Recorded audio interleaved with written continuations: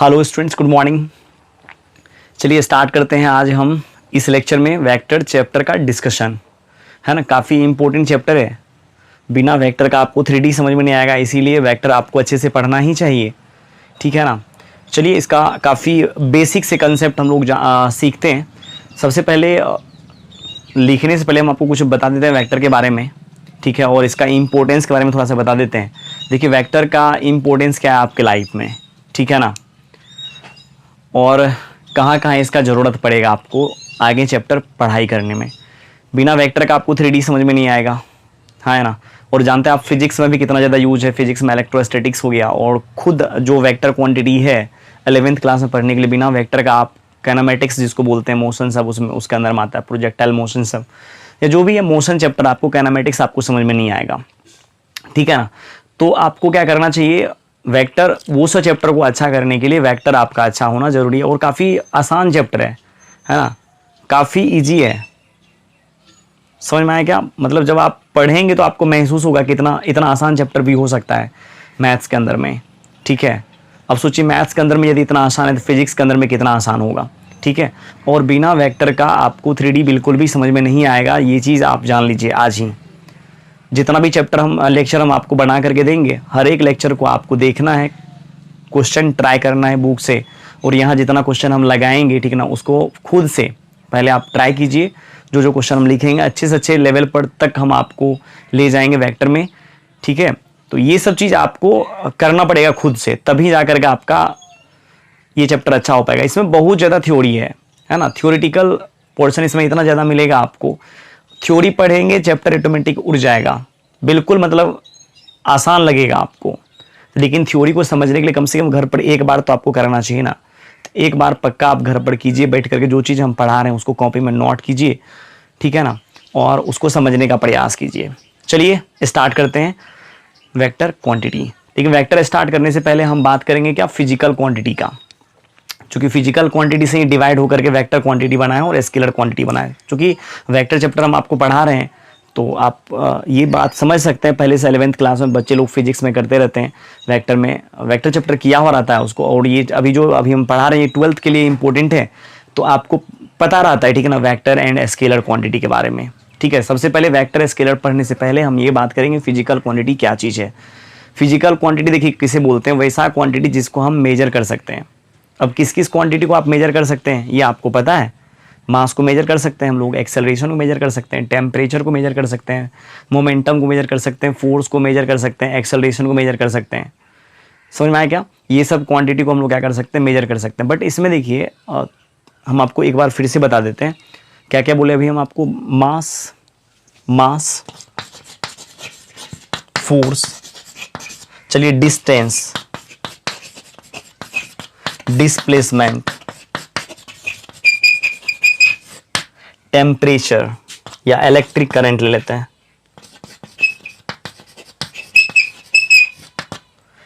Velocity,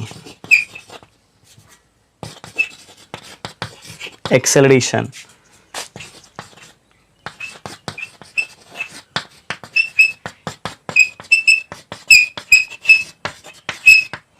temperature हो गया, momentum,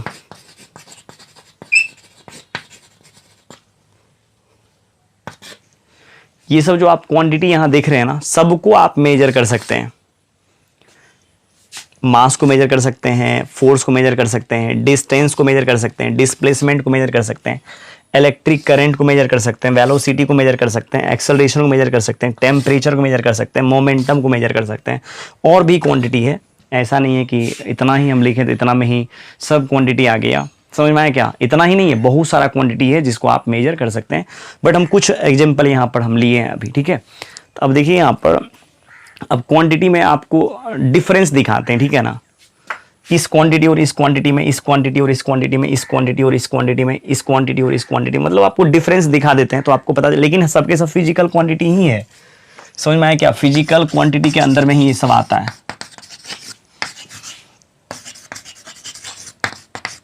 तो आप ऐसे समझिए ना कि जैसे देखिए आप ये बात जानते हैं, रियल नंबर के बारे में आपको पता है, रियल नंबर का दो बाल बच्चा इस दुनिया में आया, एक आया रेशनल, एक आया क्या, इरेशनल नंबर। ठीक है ना, इसका कोई बाल बच्चा नहीं हुआ इस दुनिया में, फिर ये फैमिली को लेकर के बढ़ गया आगे। समझ में आया क्या, जिसमें कि आप परेन, नेचुरल, होल, इंटीजर, ये सब जितना भी है सब के सब रेशनल नंबर का बाल बच्चा है। ठीक है, इसका बहुत सारा खानदान आगे तक गया, लेकिन इसका आगे नहीं जा पाया। ठीक है, समझ में आया क्या। अलजेब्रिक एक्सप्रेशन या अलजेब्रिक जो आप बोल सकते हैं, अलजेब्राइक नंबर भी दो पार्ट में डिवाइड हुआ, रियल नंबर और कॉम्प्लेक्स नंबर। ठीक है ना, अलजेब्रा भी दो पार्ट में डिवाइड हुआ, उसमें आया क्या, रियल नंबर आया और कॉम्प्लेक्स आया।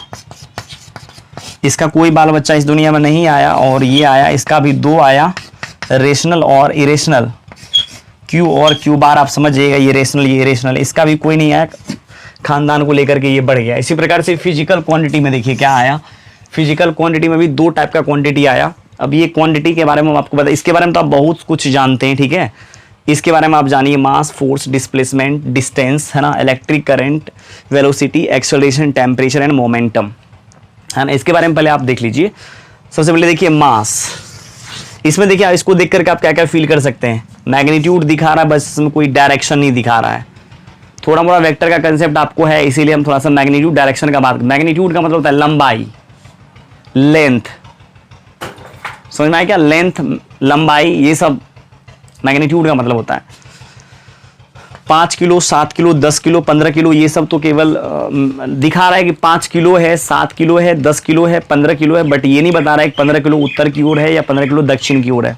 कोई डायरेक्शन नहीं है, डायरेक्शन लेस है, लेकिन मैग्नीट्यूड तो है इसमें। क्लियर है, यहां तक कोई दिक्कत नहीं आया होगा। इसमें आते हैं फोर्स, इसमें देखिए फोर्स में मैग्नीट्यूड भी है और डायरेक्शन भी है। ये आपको फील कैसे आएगा, इसमें सच में मैग्नीट्यूड भी है एंड डायरेक्शन भी है, फील तो आपको आना चाहिए ना। अब यहाँ देखिए जैसे एक खल्ली आपको दिख रहा है क्या, यदि हम इसमें इसको तोड़ना चाहें तो कहीं ना कहीं मेरे को फोर्स इधर लगाना पड़ेगा। ऐसे देख लीजिए, ऐसे हम तोड़ देते हैं इसको, ठीक ना, टूट गया। इसके अंदर देखो कुछ ना कुछ लंबाई था, लेंथ है यहाँ से यहाँ तक के खल्ली में, और किसी न किसी डायरेक्शन, मतलब इधर हम क्या किए, ऐसे खींचे, ऐसे, है ना, फोर्स लगाए, एक डायरेक्शन में फोर्स लगाए, तभी तो ये टूटा, है ना। यदि फोर्स हम लगाते ही नहीं तो टूटता ही नहीं। इसका मतलब फोर्स भी क्या है, मतलब इसमें क्या क्या दिख रहा है, फोर्स में आपको क्या क्या दिखा, इसमें मैग्नीट्यूड भी दिखा और क्या क्या दिखा, और एक डायरेक्शन दिखा। समझ में आया क्या, इसका मतलब फोर्स में मैग्नीट्यूड है बट डायरेक्शन है, और एज वेल एज डायरेक्शन भी है। मास में केवल मैग्नीट्यूड है। ध्यान दीजिएगा यहाँ पर, जैसे डिस्टेंस हो गया, एक आदमी को जैसे देख लीजिए इस रास्ते पर चलना है, यहां से यहां आना है, ठीक है, बाय फ्लाइट वो क्या कर सकता है, ऐसे भी आ सकता है, यहां चलिए यहां कर देते हैं, ऐसे भी आ सकता है। और आप एक चीज जान लीजिए डिस्टेंस एंड डिस्प्लेसमेंट के बारे में। तो डिस्टेंस का मतलब आप समझते हैं घूम फिर करके कहीं जाना, और डिस्प्लेसमेंट का मतलब होता है क्या, सीधा सीधी जाना उस जगह पर। जैसे आप फ्लाइट से जाते हैं सीधा सीधी जाते हैं, ठीक है ना, यदि आप ट्रेन से जाएंगे तो आप कहीं ना कहीं आपको घूमना फिरना ज़्यादा पड़ेगा। तो ये देखिए, ये जो आपको दिख रहा है ना, इस पाथ पर यदि कोई आदमी इस पाथ से चल करके यदि कोई आदमी यहाँ आएगा तो बोलेगा वो डिस्टेंस ट्रेवल किए हैं, लेकिन एक आदमी जब यहाँ से यहाँ आएगा तो वो बोलेगा क्या, हम डिस्प्लेसमेंट ट्रेवल किए हैं। इसका मतलब डिस्टेंस और डिस्प्लेसमेंट में देखिए आपको डिस्प्लेसमेंट का डेफिनेशन यहाँ ऑटोमेटिक निकल गया कि shortest distance between two point is called displacement. मतलब देख लीजिए ये दोनों पॉइंट जो है, इसकी जो सबसे मिनिमम डिस्टेंस है वही क्या कहलाता है, डिस्प्लेसमेंट। मतलब डिस्प्लेसमेंट को भी हम लोग डिस्टेंस बोलते हैं, ऐसा नहीं है कि डिस्टेंस इसको हम नहीं बोलेंगे, लेकिन सबसे जो शॉर्टकट डिस्टेंस होगा ना, शॉर्टेस्ट डिस्टेंस होगा ना, वही क्या कहलाएगा, डिस्प्लेसमेंट। समझ में आया। और इसको हम लोग क्या बोलते हैं, इसको हम लोग बोलेंगे डिस्टेंस ट्रेवल कर करके आए हैं, जो बात है आराम फरमाते हुए यहाँ यहाँ यहाँ जहाँ कहीं भी है, बट इस तरीका से करते हुए हम आए हैं। तो ठीक है, इसमें देखिए इसमें कोई डायरेक्शन है क्या। अभी यदि किसी आदमी को कहीं यहाँ आना है तो आदमी कैसे कोई बता पाएगा इसको, जगह जगह पे चौक चौराहा पर इसको पूछना पड़ सकता है। जैसे मान लीजिए इधर भी रोड जा रहा हो, इधर भी जा रहा हो, फिर इधर रोड जा रहा हो, इधर जा रहा हो, आप ही बताइए। फिर एक रोड यहाँ से देखिए, यहाँ से उसको लग रहा था कि यहाँ से रोड जाएगा इस रूट में, लेकिन वो रोड फिर यहाँ से आ गया, फिर इसी में आकर के मिल गया, बीच में घर रोड तो होगा। तो अब बताइए, जैसे आपको अभी ऐसा महसूस हो रहा था तभी क्या कि ये जो है ना इस प्रकार से रास्ता होगा, बीच में कोई रास्ता नहीं, ऐसा थोड़ी ना होता है जिंदगी में।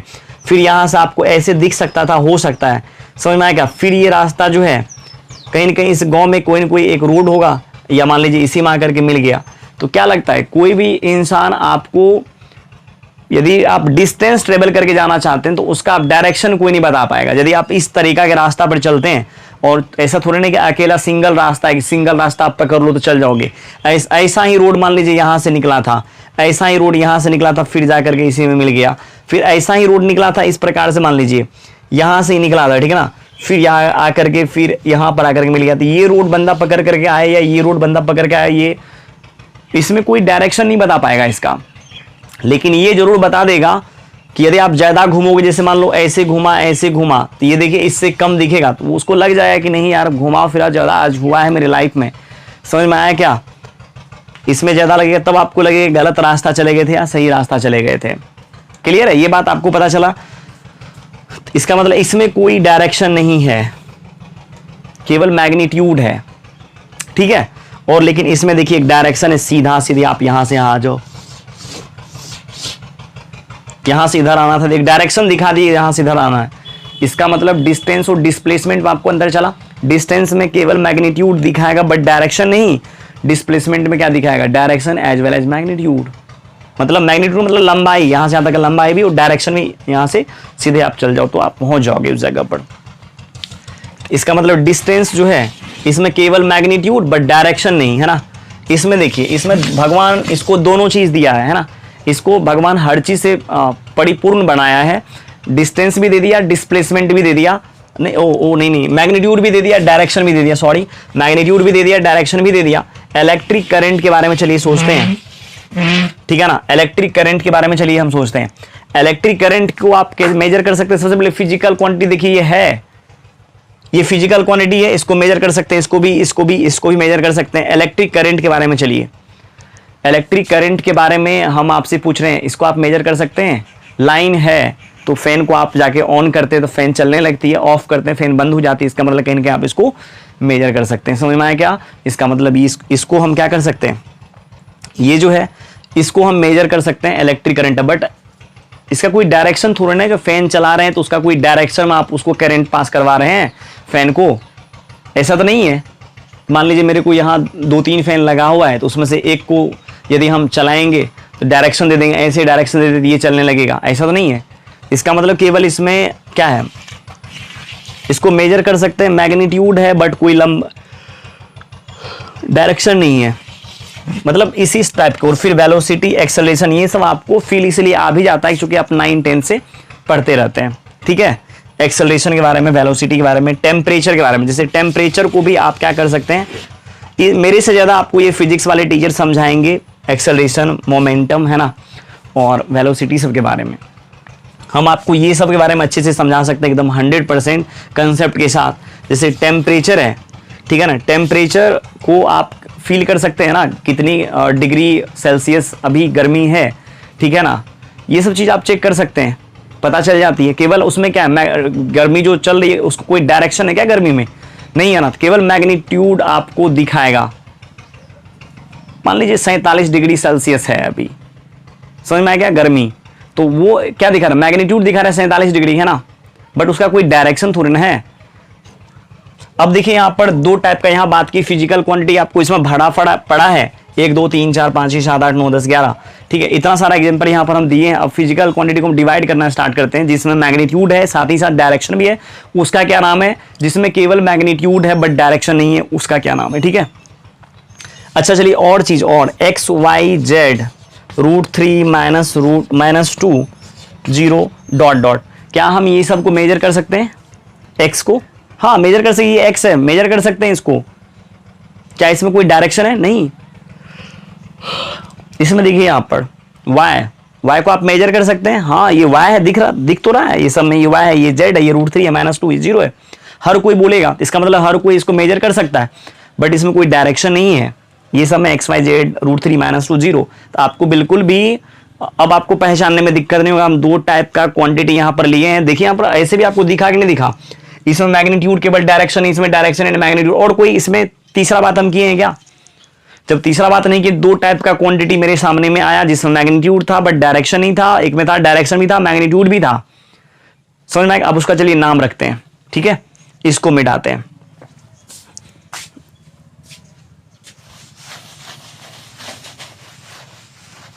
फिजिकल क्वांटिटी का डेफिनेशन क्या है? यदि आप जानना चाहते हैं तो आप ऐसे समझिए, एक quantity which can be measured, मतलब वैसा क्वांटिटी जिसको हम क्या कर सकते हैं, मेजर कर सकते हैं, फिजिकल क्वांटिटी कहलाता है। टाइप्स ऑफ फिजिकल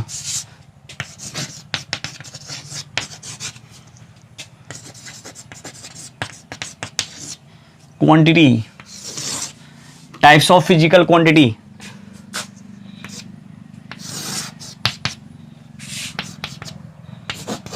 एक का नाम है वेक्टर, दूसरे का नाम है स्केलर।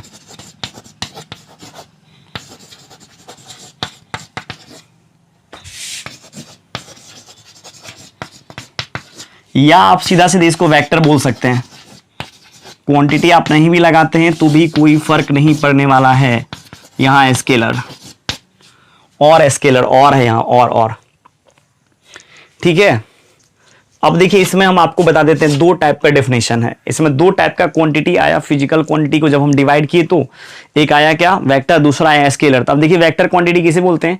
वैसा क्वांटिटी जिसमें मैग्नीट्यूड भी हो, साथ ही साथ डायरेक्शन भी हो। ठीक है, एक quantity which having magnitude as well as direction is called vector quantity. मतलब वैसा क्वांटिटी जिसमें मैग्नीट्यूड भी हो, साथ ही साथ क्या हो, डायरेक्शन भी हो। इसका क्या डेफिनेशन देंगे हम लोग? वैसा क्वांटिटी जिसमें केवल मैग्नीट्यूड हो बट डायरेक्शन नहीं हो। अब इसमें से आप निकाल सकते हैं, छाट छाट करके निकाल लीजिए। इसमें केवल मैग्नीट्यूड था तो ये आ जाएगा इसके ग्रुप में, है ना। इसमें देखिए मैग्नीट्यूड और साथ ही साथ डायरेक्शन भी है, ये आ जाएगा इसके ग्रुप में। इसमें देखिए केवल मैग्नीट्यूड है बट डायरेक्शन नहीं है, ये आ जाएगा इसके ग्रुप में।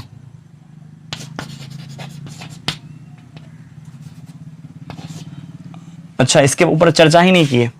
वेलोसिटी एक वेक्टर क्वांटिटी है, ठीक है, इसमें मैग्नीट्यूड और साथ ही साथ डायरेक्शन भी होता है। एक्सेलरेशन का भी वही हाल है, ठीक है।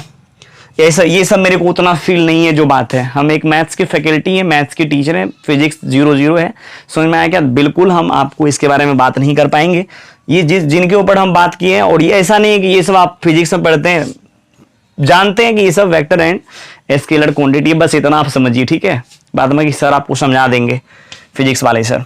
तो ये क्या है? इलेक्ट्रिक करंट, इसमें मैग्नीट्यूड है बस डायरेक्शन नहीं है, इसके कैटेगरी में आ जाएगा, इसके ग्रुप में आ जाएगा, है ना, ग्रुप में इलेक्ट्रिक करंट।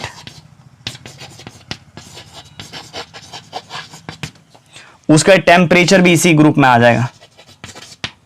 समझ में आया क्या? और ये XYZ √3 माइनस √3, चलिए रहने देते हैं, नहीं लिखे थे ऐसे, -2 0, ये सब के सब स्केलर हो जाएगा। मोमेंटम,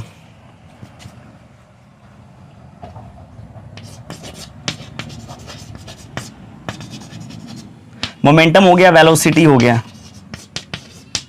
उसके बाद क्या हो गया? एक्सेलरेशन हो गया। समझ लीजिएगा, एक्सेलरेशन यहां लिखें, ये सब क्या कहलाता है? Vector quantity. समझ में आया क्या? जिसको हम क्या कर सकते हैं, मेजर कर सकते हैं, उसको बोलेंगे फिजिकल क्वांटिटी। ये तमाम डिस्टेंस, डिस्प्लेसमेंट, फोर्स, ये सब के सब वेक्टर है। अब उसमें हम दो टाइप का क्वांटिटी का जिक्र कर रहे हैं। दिख भी रहा था ऐसे मेरे को, जिसमें एक में मैग्नीट्यूड और डायरेक्शन दोनों दिख रहा था, एक में केवल मैग्नीट्यूड दिख रहा था। तो दोनों को हम क्या किए, दो पार्ट में डिवाइड भी कर दिए टाइप्स ऑफ फिजिकल क्वांटिटी में। एक आया वेक्टर, दूसरा आया स्केलर। वेक्टर में जो गया उसको आप देख लिए, स्केलर में जो आया वो भी आपको दिखेगा। चलिए अब रिप्रेजेंटेशन ऑफ वेक्टर देखते हैं। काफी आसान है। वेक्टर को हम कैसे रिप्रेजेंट करते हैं?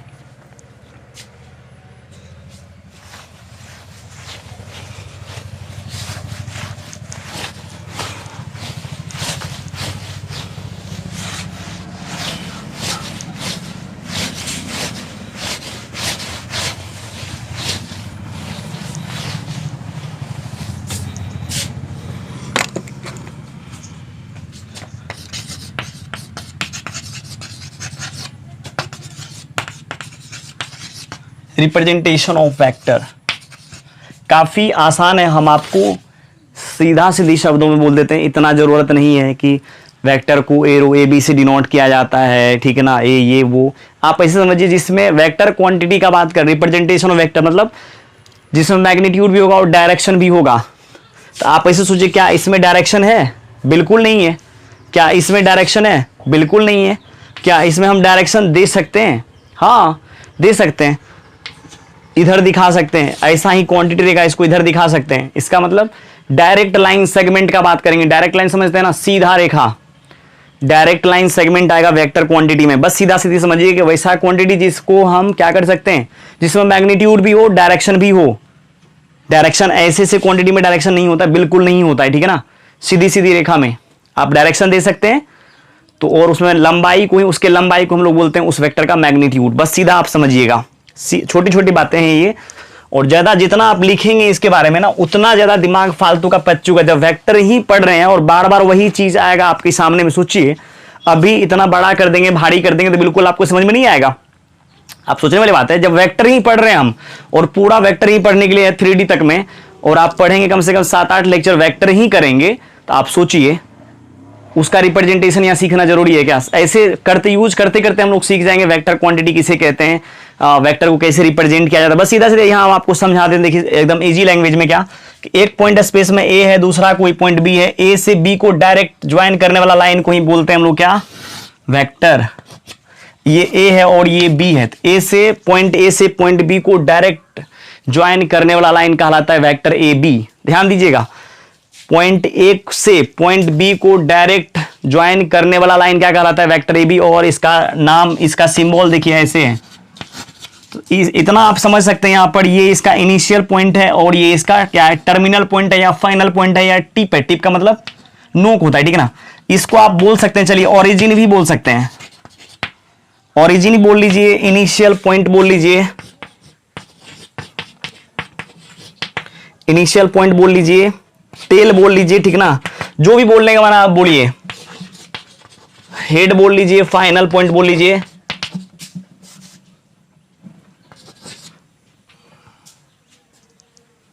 फाइनल पॉइंट, और उसके बाद टेल टिप बोल लीजिए। समझ में आया क्या? हेड बोलिए, फाइनल पॉइंट बोलिए, समझ में आया क्या?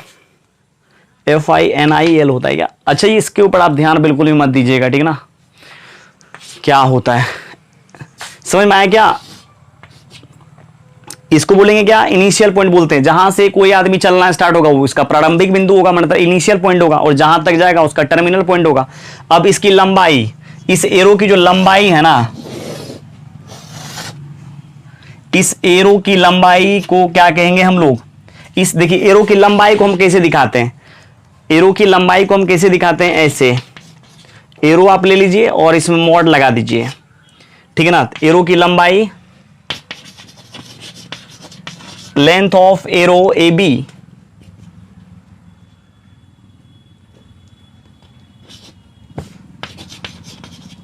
Length of arrow A B क्या कहलाता है, यही, और इसी का नाम है magnitude of vector A B, या एरो ए बी भी इसको बोलते हैं। इसको बोलेंगे एरो ए बी या vector A B. Arrow A B बोले या वेक्टर ए बी बोले, उससे कोई फर्क नहीं पड़ता है हम लोगों के ऊपर, ठीक ना। याद रखिएगा इस बात को। बस इतना आप समझिए, वेक्टर को रिप्रेजेंट यदि करना रहे आपको, तो स्पेस में कोई दो पॉइंट आपको रहेगा, और आप एक पॉइंट से दूसरे पॉइंट को ज्वाइन कीजिए, और इससे इसको ज्वाइन करेंगे जिसका डायरेक्शन स्वाभाविक है इधर देंगे, और इससे इधर ज्वाइन करेंगे जिसका डायरेक्शन इधर देंगे। बस यही बात तो है। जैसे मान लीजिए एक और ले लेते हैं, यहाँ P ले लेते हैं, यहाँ Q ले लेते हैं। अब यहाँ से इसको हम डायरेक्शन दे रहे हैं ऐसे, इसका मतलब पक्का P से आदमी, प्रारंभिक मतलब होता है स्टार्टिंग, इनिशियल पॉइंट, ठीक ना। तो यहाँ से चलना, यहाँ स्टार्ट किया होगा। इसमें देखिए डायरेक्शन भी है और क्या है, मैग्नीट्यूड भी है, मतलब लंबाई भी कुछ ना कुछ तो है, और डायरेक्शन भी है, Q से P की ओर। समझ में आ गया? चलिए अब आगे बढ़ते हैं इसी में।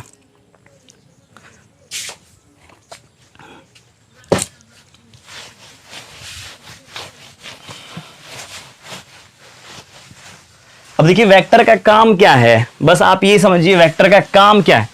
वेक्टर का काम है केवल डायरेक्शन को दिखाना। समझ में आया क्या? वेक्टर का काम क्या है, डायरेक्शन को दिखाना। वेक्टर का काम है डायरेक्शन को दिखाना। जैसे देखिए यहां पर जैसे मान लीजिए ये है P पॉइंट, ये है Q पॉइंट, ठीक है ना। अब मेरे को P से Q जाना है तो डायरेक्शन दिखाएंगे ना यार, ऐसे चल जाओ तुम, ऐसे ऐसे चल जाओ।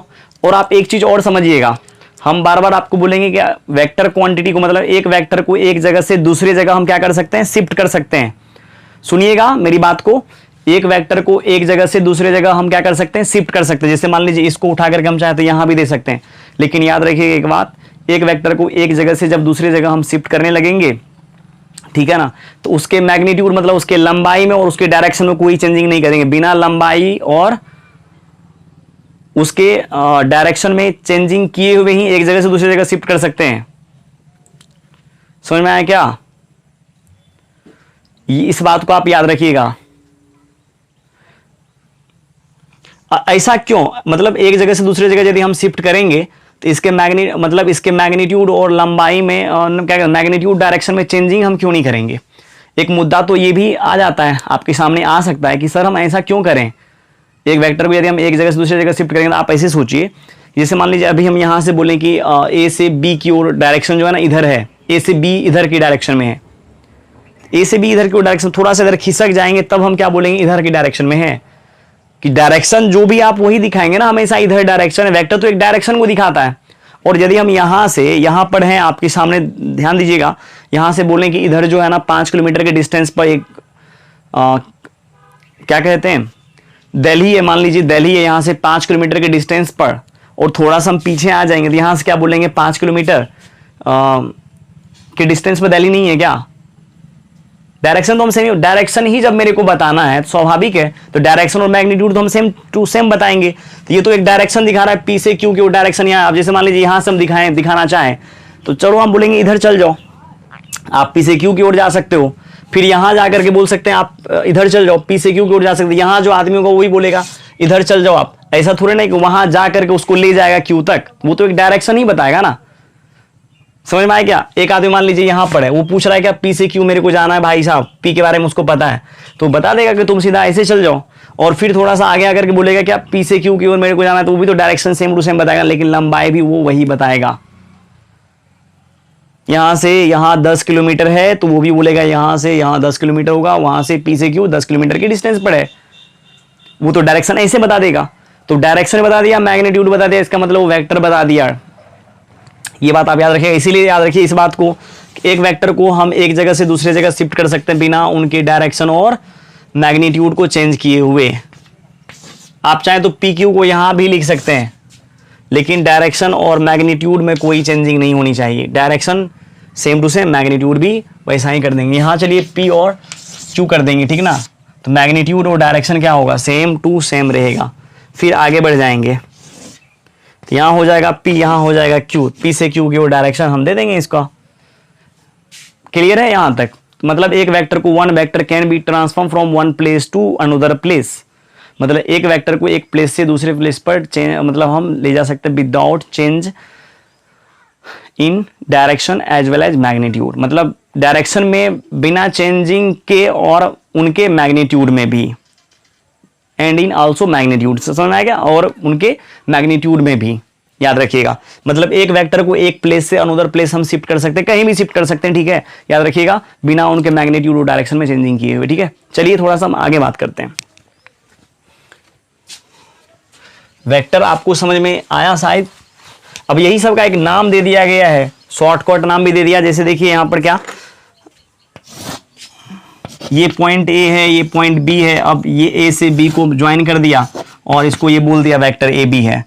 अब वेक्टर ए बोल दिया इसको, वेक्टर ए का ए बोला, इसका मतलब ये वेक्टर ए बी बोला।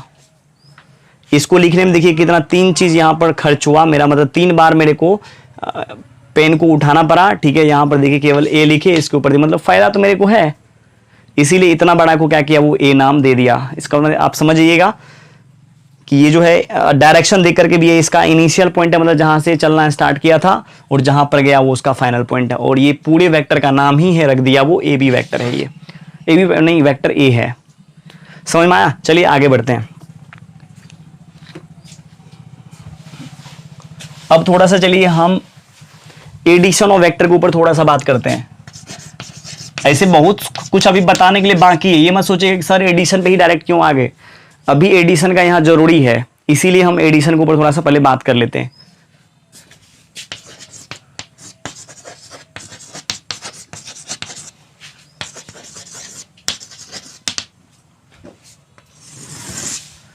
जैसे मान लीजिए एक वेक्टर देखिए इस प्रकार से है,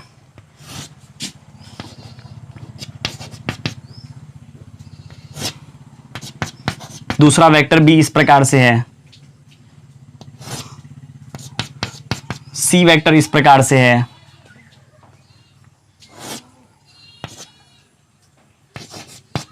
डी वेक्टर इस प्रकार से, और मेरे को क्या करना है, ये सबको ऐड करना है। अब आप देखिए ऐड करने का मतलब इसमें मैग्नीट्यूड है, डायरेक्शन, मतलब ये केवल क्या बता रहा है, आपको इधर जाने का है, ठीक ना, इधर इधर इधर जाना है। उसका बी क्या बता रहा है, आपको इधर जाना है, सी क्या बता रहा है, आपको इधर जाना है, डी क्या बता रहा है, आपको इधर आना है। एक डायरेक्शन दे रहा है। जोड़ने का मतलब समझिएगा आप, ये एक तरीका टीचर लोग बोल देते हैं, इसके हेड पर इसका टेल रखो, फिर इसके हेड पर इसका टेल रखो, फिर इसके हेड पर इसका। अरे यार फील तो आना चाहिए ना। एक आदमी को मान लीजिए यहां आना है, ठीक है ना, इधर मतलब आना है, तो आप ही मेरे को बताइए कैसे कैसे कोई आदमी जाएगा। डायरेक्शन बता रहा है, पहले आप इधर जाओ, फिर इधर जाओ, तो इधर जाके ना जहां वो खत्म होगा फिर उधर से उधर जाओगे। तो हम तो आपको ऐसे बता रहे हैं, इधर जाओ, फिर इधर जाओ, फिर इधर जाओ, फिर इधर आओ। समझ में आया क्या?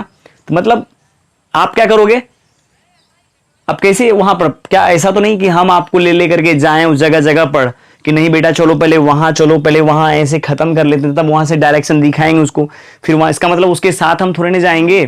बट हम करेंगे क्या यहां पर, यहां पर हम क्या करने वाले हैं, बस एक बता देंगे जब ऐसे जाओ और फिर वहां से ऐसे जाओ। मतलब क्या, जब एक खत्म, ऐसे भी आदमी के दिमाग पास तो दिमाग होता ही है ना, जब एक खत्म हो जाएगा जहां पर, उसके बाद बी का रास्ता पकड़ेगा, उसका सी का रास्ता पकड़ेगा, उसका डी का रास्ता पकड़ेगा। आदमी जोड़ेगा कैसे वेक्टर को, पता है जोड़ने का मतलब क्या होता है, डी के हेड पर आना है मेरे को।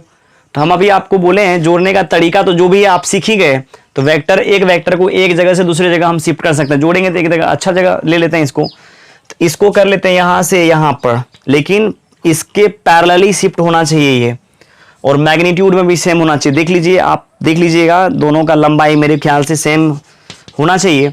अब देखिए ए, हम आपको क्या बोले थे, पहले क्या करना है, इधर जाना है, उसके बाद आपको इधर जाना है ना। क्या बोले पहले, देखिए पहले इधर जाने का, उसके बाद फिर इधर जाने का, है ना। तो इसका मतलब पहले ए कंप्लीट कर लेगा तभी ना वो बी पर जाएगा। हाँ चलो, ए कंप्लीट कर लिया यहां आकर के, फिर बी का जो डायरेक्शन है वो इधर है, तो क्या करेगा, यहां कंप्लीट करने के बाद अब बी वाला रास्ता पकड़ेगा। देख लो आप, पैरेलली दिख रहा है आपको क्या, इसमें नहीं, थोड़ा सा और ये इधर हो जाएगा, ऐसे ऐसे हो जाएगा। अब ये सही लग रहा है मेरे को, है ना। ये हो गया किसका रास्ता, बी वाला रास्ता। तो अब क्या करेगा, ए कंप्लीट करेगा, बी चल गया, फिर उसके बाद क्या बोला कि आप इधर जाओ। समझ में आया क्या, इधर जाओ। इसके बाद ये क्या करेगा, ये वाला रास्ता पकड़ेगा और इधर चल जाएगा, ठीक है। ये वाला रास्ता पकड़ेगा और ये इस रास्ते पर चल जाएगा। उसको आना है, फिर बोला क्या, ऐसे जाओ फिर ऐसे जाओ, ऐसा नहीं वहां जा करके बोला। फिर वो यहाँ इसको कंप्लीट किया, उसके बाद फिर ये क्या किया, डी वाला रास्ता पकड़ा। देख लीजिए पैरेलल एंड मैग्नीट्यूड में सेम है या नहीं है। ये कुछ लगता है ज़्यादा बड़ा हो गया, चलिए इसको थोड़ा सा हम बड़ा कर देते हैं, फिगर को हम क्यों मिटाएं, है ना। अब ये पकड़ लिया किसका रास्ता, डी वाला का रास्ता। अब जैसे देखिए, यदि वो यहाँ से देखता है, अरे यार कोई यहाँ गया और उसका पड़ोसी और उसे बोल देगा, आप डायरेक्ट भी आ सकते थे, ठीक है। तो उसी को तो हम लोग बोलते हैं रिजल्टेंट। रिजल्टेंट का मतलब क्या, वो कम डिस्टेंस कहाँ से ट्रेवलिंग कर लेता, क्योंकि उसका चलने का तो यहाँ से था ना, चल तो वो यहाँ से रहा था। अब क्या करेगा, यहाँ से वो इसको ज्वाइन कर लेगा। अब बहुत सारे बच्चे को लगता है क्या, इसका डायरेक्शन हम किधर दें भाई, जब यहाँ से वो स्टार्ट करेगा चलना, और तो यहाँ से जब यहाँ इसको जाना था डी के लास्ट में, तो डायरेक्शन तो वो ऐसे ही लेगा ना, ऑटोमेटिक पता चल जाएगा।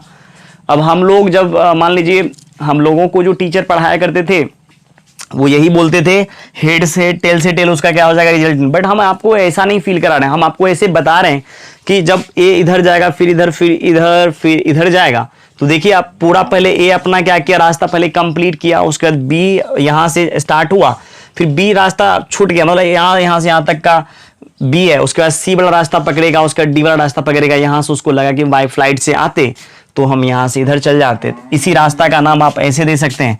अब ये यहाँ से इधर ही जाना था, इधर ही जाना था ना, तो इसका मतलब इसको हम क्या बोलेंगे, vector A plus vector B plus vector C plus vector D. Resultant का मतलब ऐसे भी सम होता है, तो ये सब का सम अकेला ये दे देगा। समझ में आया क्या, सम का मतलब जोड़ना, ऐसे भी आप समझिए, यहाँ से यहाँ आया, फिर जोड़ा। जोड़ने का मतलब समझना, जोड़ना, कनेक्ट करना, ठीक है ना। फिर ये कनेक्ट किया, फिर ये कनेक्ट किया, फिर यहाँ से, फिर डायरेक्ट यहाँ से यहाँ तक ज्वाइन कर दिया। क्लियर है, यहाँ तक में आपको बिल्कुल भी दिक्कत नहीं हुआ होगा। समझ में आया क्या, मतलब बिल्कुल आसान है। अब चलिए आगे बढ़ते हैं। अब जैसे देखिए आपको और भी वेक्टर हम दे देते हैं जोड़ने के लिए। एक वेक्टर मान लीजिए ऐसे है, दूसरा वेक्टर ऐसे वेक्टर बी है, ठीक है ना।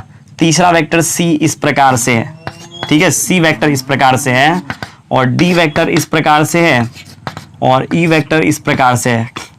यहाँ नहीं, यहाँ से भी रह सकता है, कोई दिक्कत नहीं है। ई वेक्टर इस प्रकार से है।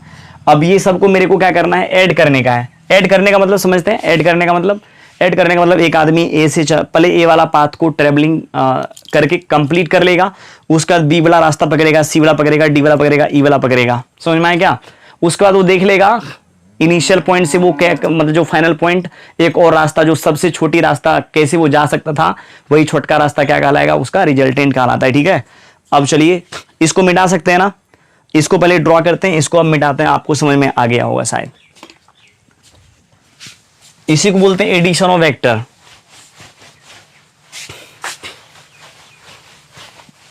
अब चलिए पहले वेक्टर ए को हम लिख लेते हैं, सेम डायरेक्शन एंड सेम। बहुत सारे बच्चे को लगता क्या है वेक्टर ए को कहीं भी दिखा दो, मतलब ऐसे भी दिखा दो सेम मैग्नीट्यूड का। अरे नहीं, डायरेक्शन को दिखा रहा है ये। पहले आपको नीचे आना है, तब उसके बाद ऐसे जाना है। तो डायरेक्शन दो उसको, इसमें डायरेक्शन भी दे दो और मैग्नीट्यूड भी दे दो। जितना लंबाई इसका उतना ही लंबाई इसका दे दो। देख लो दोनों पैरेलल है या नहीं है, दोनों आपको पैरेलल दिख रहा है। उसके बाद फिर चलो बी के डायरेक्शन में ले लेते हैं इस वेक्टर को, मैग्नीट्यूड में भी सेम कर लेते हैं थोड़ा सा ही। और लग रहा है क्या, इतना ही तो है। ये वेक्टर बी हो जाएगा, ये वेक्टर ए है। इसके बाद फिर क्या करेंगे हम, सी देखिए किस प्रकार से गया, दोनों पैरेलली देखिए शिफ्ट हुआ क्या, दोनों। हाँ, अब की बार मेरे को लग रहा है आ गया। हाँ, उसके बाद देखिए डी है, डी कहां पर है, ऐसे गया डी इस प्रकार से गया। उसके बाद देखिए ई,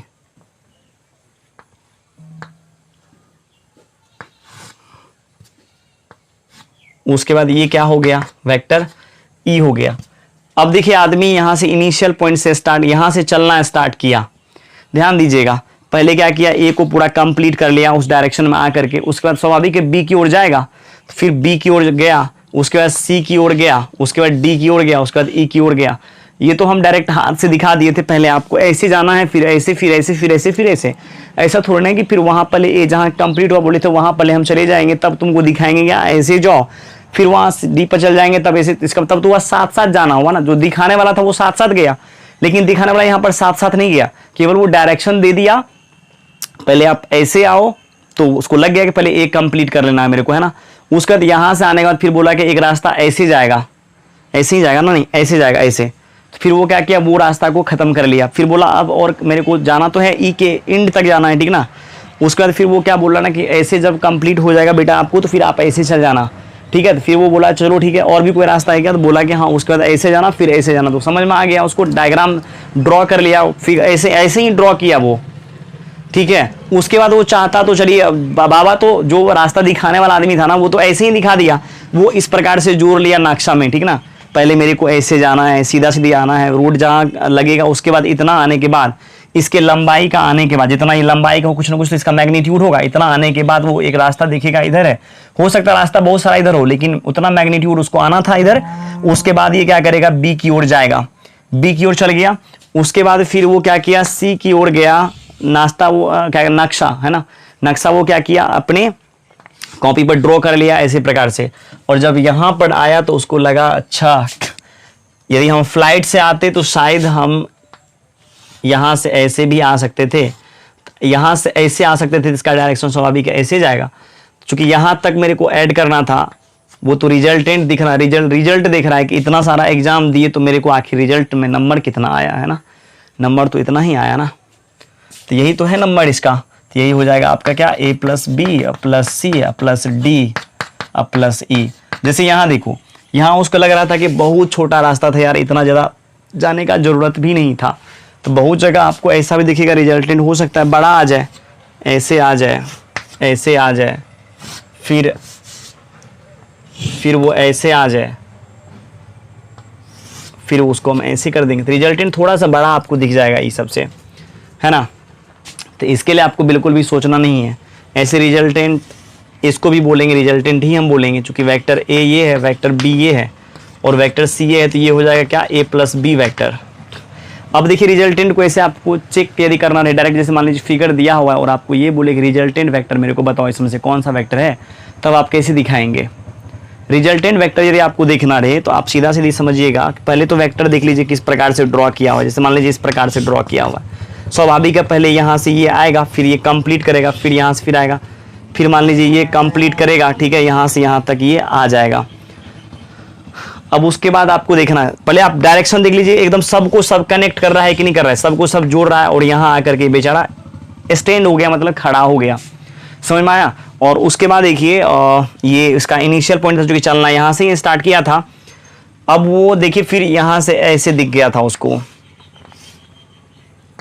ठीक है ना, और यहाँ से वो लिख दिया था वेक्टर ए है, वेक्टर बी है, वेक्टर सी है, वेक्टर डी है, और ये वेक्टर ई है।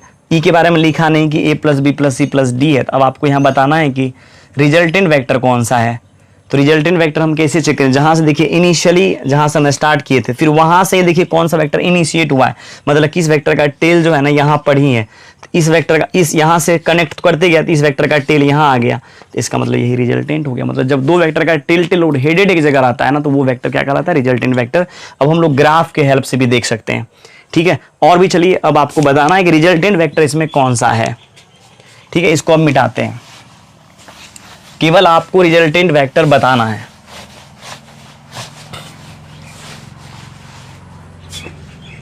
अब जैसे देखिए एक वेक्टर है इस प्रकार से, उसके बाद फिर है इस प्रकार से, फिर है इस प्रकार से, फिर है वो इस प्रकार से, फिर है वो इस प्रकार से, फिर है वो इस प्रकार से, फिर है वो इस प्रकार से, फिर है वो मान लीजिए इस प्रकार से, फिर है वो इस प्रकार से।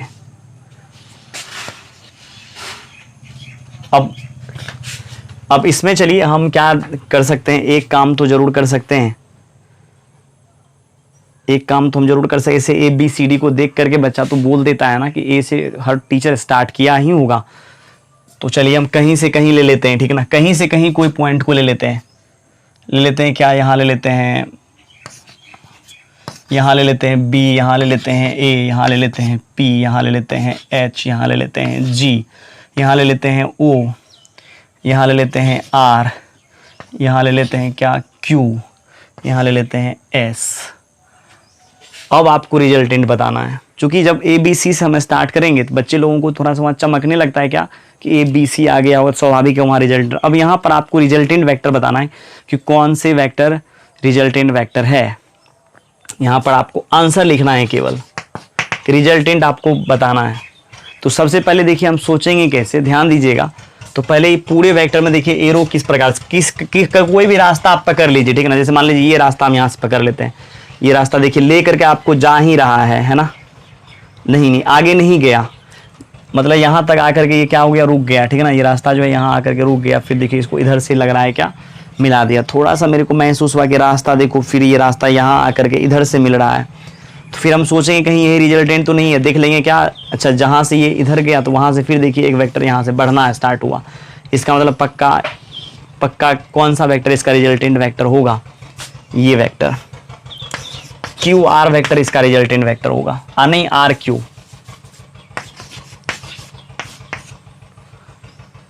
समझ में आया क्या, ये वेक्टर इसका क्या होगा, रिजल्टेंट वेक्टर होगा। सीधा सीधे आप समझिए, रिजल्ट का मतलब जो मतलब पहले पूरी घूम लिया, दुनिया घूम लिया, उसका तो उसको एहसास हुआ कि हम यहाँ से यहाँ भी जा सकते थे। बस आपको ये समझना है, ऐसा एक्चुअली होता नहीं है ना। रिजल्टेंट का मतलब रिजल्टेंट सब वेक्टर का सम, बस हम आपको समझाने के लिए ऐसा बोल रहे हैं कि आपको एहसास हो जाए कि यहाँ से आपने चला था, इतना रास्ता घुमा और लगा क्या, ये तो घर के पछवाड़ में ही था।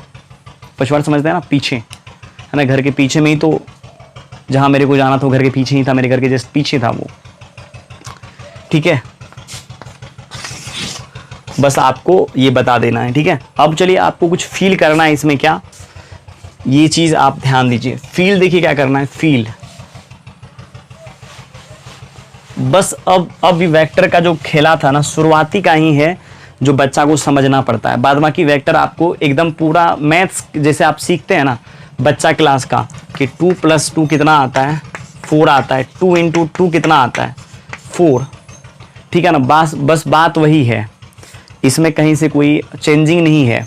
ठीक है, अब यहाँ ध्यान दीजिए, वेक्टर एक डायरेक्शन को दिखाता है और पॉजिटिव और निगेटिव भी एक डायरेक्शन को ही दिखाता है, ध्यान दीजिएगा। अब जैसे देखिए 5 और -5 में क्या अंतर है आपको मालूम है? 5 और -5 में क्या अंतर है? 3 और -3 में क्या अंतर है? 2 और -2 में क्या अंतर है? 2 और -2 में अंतर क्या है? दोनों मैग्नीट्यूड में तो सेम है बट डायरेक्शन में अपोजिट है। अरे कोई आदमी 5 रुपया किसी के पास है तो इसका मतलब 5 रुपया उसके पास मतलब एक तरीका से देखा जाए तो है, लेकिन 5 रुपया किसी से वो लिया है तो इसका मतलब 5 रुपया कर्ज है उसके पास, 5 रुपया लॉस में है।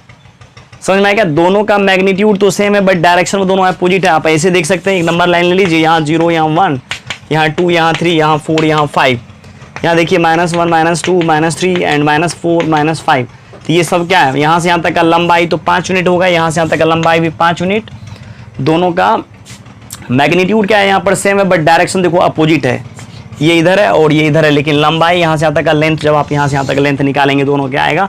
सेम आएगा। इसी प्रकार से आप याद रखिएगा, वेक्टर ए और -a वेक्टर दोनों में मैग्नीट्यूड सेम है बट डायरेक्शन में अपोजिट है।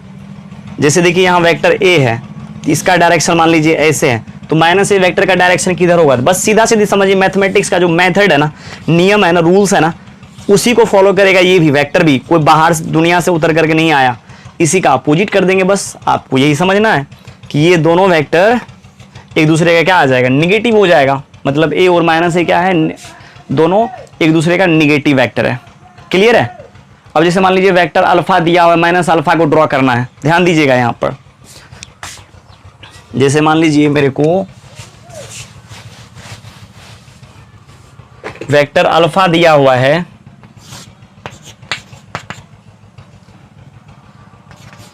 if vector alpha is given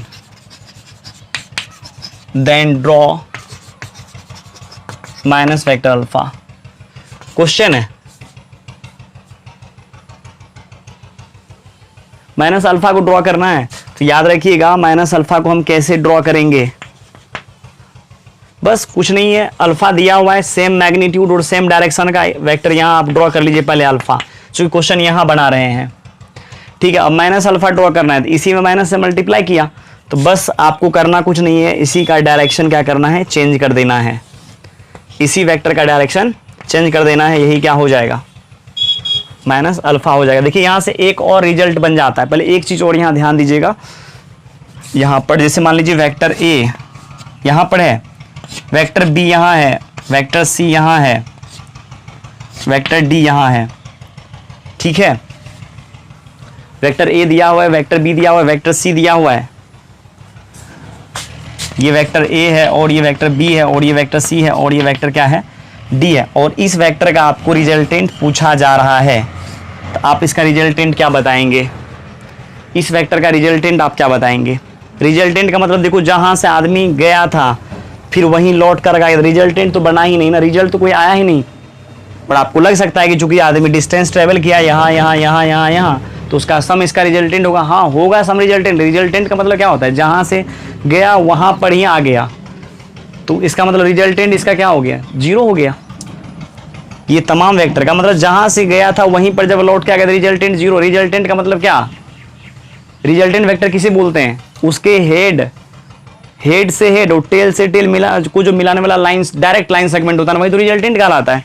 तो अब यहाँ देखो, इसके टेल पर इसका हेड आ गया, तो मतलब रिजल्ट बना ही नहीं, तो इसका मतलब रिजल्टेंट इसका क्या आ जाएगा? 0। ये तमाम वेक्टर का सम यदि आपसे पूछा जाए तो यहाँ आप बोल सकते हैं इसे क्या? 0। ठीक है, चलिए आगे।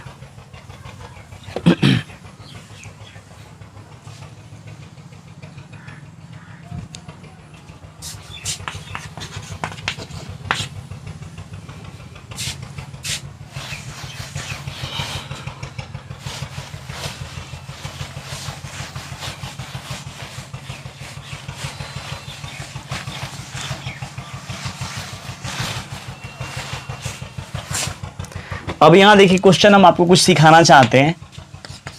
If vector alpha is given, और यहां लिख लीजिए as shown in figure,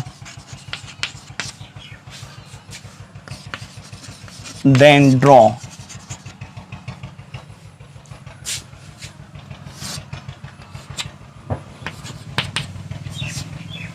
vector alpha given है तब आपको ड्रॉ करना है, ठीक है।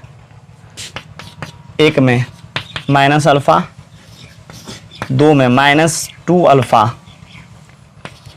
3 में 2 अल्फा, 4 में वेक्टर अल्फा बाई 2, 5 में माइनस वेक्टर अल्फा बाई 2।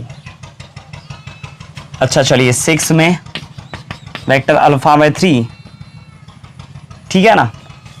ये सब को मेरे को क्या करना है, ड्रॉ करना है, इसी प्लेन में ड्रॉ करना है। अल्फा आपको पता है 2 अल्फा आपको या माइनस अल्फा दिखाना है। अब समझिए जरा, यहां पर अल्फा आपको गिवन है, क्या दोनों पैरेलल आपको दिख रहा है, थोड़ा सा ये बड़ा होगा। कभी भी ये नहीं कि अल्फा को इसी डायरेक्शन और सेम मैग्नीट्यूड का नहीं लेंगे, ऐसा नहीं करना है बिल्कुल भी। यदि आपको ऐसा लगता है कि अल्फा ऐसे भी ले सकते हैं तो गलत सोचते हो आप, ठीक है, ऐसे नहीं लेना है। तो आप हमेशा याद रखो, अब माइनस अल्फा मेरे को दिखा, अच्छा ये अल्फा है तो माइनस अल्फा कैसे दिखाएंगे, माइनस अल्फा अल्फा का अपोजिट वेक्टर होगा, बस सीधा इसका उल्टा, ठीक है। तो ये क्या हो जाएगा, ऐसे ऐसे हो जाएगा, ये हो जाएगा माइनस अल्फा। अब ये दोनों वेक्टर को मान लीजिए मेरे को ऐड करना है, ये दोनों वेक्टर को क्या करना चाहते हैं, हम ऐड करना चाहते हैं, तो इसका रिजल्टेंट क्या होगा। ऐड करने का मतलब क्या, तो वेक्टर अल्फा के हेड पर क्या करेंगे हम, माइनस अल्फा का टेल रखेंगे क्या, वेक्टर अल्फा के हेड पर माइनस अल्फा का क्या रखिएगा, इसके हेड पर इसका टेल रखिएगा। वो कभी आप रख ही नहीं पाइएगा, कभी रख पाइएगा क्या, आप ऐसे सोचिए कि इसके हेड पर इसका टेल आप कैसे रखेंगे, जब आप माइनस से जब तक मल्टीप्लाई नहीं करेंगे तब तक तो ऐसा होगा नहीं, लेकिन ऐसा आप कर नहीं सकते, तो इसका रिजल्टेंट 0 आ जाएगा। मतलब देख लीजिए कैसे, तो याद रखिएगा यदि एक वेक्टर क्या रहे दूसरे वेक्टर का अपोजिट रहता है तो क्या होता है, मैग्नीट्यूड में सेम, इन डायरेक्शन में अपोजिट, दोनों का रिजल्टेंट होता है 0। चूंकि आप इसको इस पर रख ही नहीं पाएंगे। और ऐसे आप देख लीजिए दोनों वेक्टर का ऐसे भी मेरे को रिजल्टेंट निकालना है, मतलब सम निकालना है, प्लस अल्फा माइनस अल्फा कितना आ जाएगा, 0 आ जाएगा, ठीक है। ऐसे भी आप देख लीजिए, तो यहां आप लिख सकते हैं, एक रिजल्ट लिख सकते हैं, if 2 vectors having same magnitude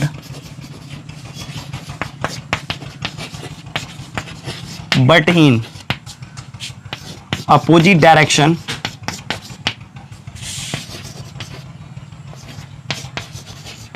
then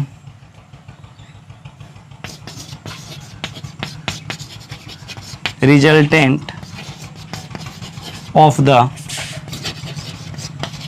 vectors will be 0।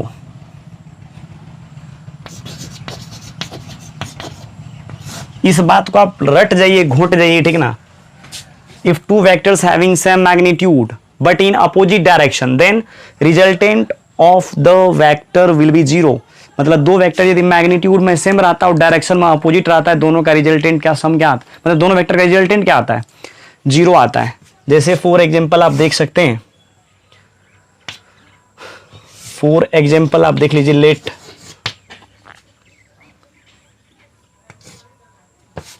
C be the midpoint of AB,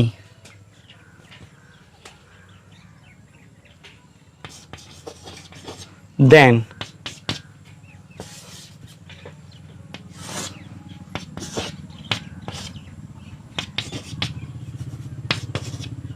अब यहां देखिए C क्या है, AB का मिड पॉइंट है। अब इसका डायरेक्शन हम अपने मन से दे रहे हैं, दोनों वेक्टर का डायरेक्शन हम अपने मन से दे रहे हैं। अब देखिए इसका डायरेक्शन हम ऐसे कर देते हैं और ऐसे कर देते हैं। अब आप यहां देखिए दोनों वेक्टर का रिजल्टेंट आप मेरे को बता दीजिए, वेक्टर AC है प्लस वेक्टर BC का रिजल्टेंट क्या होगा। तो दोनों वेक्टर देखिए मैग्नीट्यूड में सेम है, मतलब ये जब ये C मिड पॉइंट है AB का, तो इसका लेंथ सेम होगा, बट डायरेक्शन में दोनों क्या है, अपोजिट है, तो इसका मतलब इसका रिजल्टेंट 0 वेक्टर आ जाएगा। 0 भी बोल सकते हैं, 0 वेक्टर बोला कीजिए, ठीक ना। अच्छा दूसरे नंबर में यहां ले लेते हैं C ही, यहां A और यहां क्या B। अब ये दोनों ये क्या है, ए बी का मिड पॉइंट है, इसको इसका डायरेक्शन इधर, इसका डायरेक्शन इधर दे देते हैं, और ये इसका मिड पॉइंट है। अब यहाँ सी ए वैक्टर अब प्लस क्या सी बी वैक्टर, इसका रिजल्टेंट कितना आ जाएगा, सी ए और सी बी वैक्टर का रिजल्टेंट कितना आ जाएगा, 0। क्यों? क्योंकि दोनों वेक्टर मैग्नीट्यूड में सेम है और साथ ही साथ डायरेक्शन में भी सेम है। तो 2 वेक्टर यदि क्या रहेगा, मैग्नीट्यूड में सेम एंड डायरेक्शन में अपोजिट, सेम बोल दिया गया यहाँ पर। जब 2 वेक्टर क्या रहेगा, मैग्नीट्यूड में सेम एंड डायरेक्शन में अपोजिट, तब हम क्या कहेंगे, दोनों वेक्टर का रिजल्टेंट 0 आएगा। क्लियर है? अच्छा चलिए, इस पर एक कंसेप्ट बन गया था, इसीलिए माइनस अल्फा और प्लस अल्फा को यहाँ हम दिखा दिए, चूंकि पहले भी कर दिए थे। अभी हम आपको बोले थे कि देखिए यहाँ पे एक रिजल्ट आने वाला है यहाँ पर, ये काफ़ी इंपॉर्टेंट रिजल्ट है, आगे वेक्टर के क्वेश्चन को सॉल्व करने में काम आता है। ठीक है, हम तो वही चीज़ आपको पढ़ाएंगे जो काफ़ी आपको क्वेश्चन ईजी लगेगा वहाँ का। ठीक है, जब आप क्वेश्चन करने लगेंगे तो ठीक है। चलिए आगे बढ़ते हैं।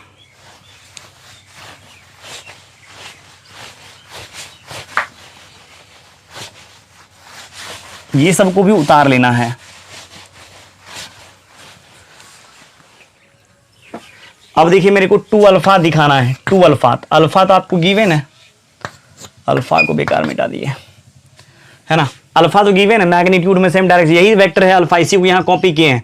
अब मेरे को -2 अल्फा चाहिए। -2 अल्फा का मतलब इसका दोगुना, 2 अल्फा का मतलब क्या, अल्फा का दोगुना वेक्टर। ध्यान दीजिएगा, अल्फा का दोगुना वेक्टर, अल्फा का दोगुना मतलब क्या, जितना यूनिट का अल्फा, यदि 5 यूनिट का 10 यूनिट का वेक्टर मेरे को ले लेना है। आप देख सकते हैं यहाँ पर ये क्या है, इसका डबल लंबाई का वेक्टर है कि नहीं है। मेरे को करना क्या है, -2 अल्फा दिखाना। -2 अल्फा, अल्फा का डायरेक्शन इधर रहती है, इसका डायरेक्शन इधर हो जाएगा। अब यहाँ सुनिएगा पहले, अभी हम आपको क्या बोले हैं, -2 एक स्केलर क्वांटिटी है और ये क्या है, एक वेक्टर क्वांटिटी है। समझ में आया क्या? ये क्या है, अल्फा एक वेक्टर क्वांटिटी है। तो आप क्या देखें, एक वेक्टर में एक स्केलर से मल्टीप्लाई किया तो क्या मिला मेरे को, वेक्टर ही तो मिला ना, एक वेक्टर ही मिल गया, वेक्टर ही तो मिला। याद रखिएगा, वेक्टर इनटू स्केलर वेक्टर होता है। ठीक है, हाँ। अब यदि उस वेक्टर में यदि आप निगेटिव नंबर से, हाँ एक मिनट, एक चीज और, इस वेक्टर में देखिए कोई स्केलर क्वांटिटी से यदि हम मल्टीप्लाई करेंगे, इस वेक्टर में यदि हम कोई स्केलर क्वांटिटी से मल्टीप्लाई करेंगे तो क्या मिलेगा मेरे को, वेक्टर ही मिलेगा। लेकिन स्केलर यदि नेगेटिव रहेगा तो क्या होगा, उस वेक्टर के अपोजिट डायरेक्शन में, उसमें जो स्केलर मल्टीप्लाई करके वेक्टर प्राप्त किए हैं वो आ जाएगा। और यदि आप क्या करेंगे, पॉजिटिव से मल्टीप्लाई करेंगे, जैसे 2 अल्फा से मल्टीप्लाई करते तो वो भी वेक्टर ही होगा, बट वो क्या होगा, इस वेक्टर के अपोजिट डायरेक्शन में आ जाएगा। नहीं आई बात समझ में? फिर से एक बार ध्यान दीजिए, यदि हम किसी वेक्टर में कोई स्केलर से मल्टीप्लाई करेंगे तो मेरे को वेक्टर ही मिलेगा। स्केलर यदि पॉजिटिव रहेगा तो वो वेक्टर और गिवन वेक्टर का डायरेक्शन सेम रहेगा। स्केलर यदि नेगेटिव रहेगा तो वो वेक्टर और गिवन वेक्टर का डायरेक्शन अपोजिट रहेगा। चलिए एक रिजल्ट यहां लिख लेते हैं।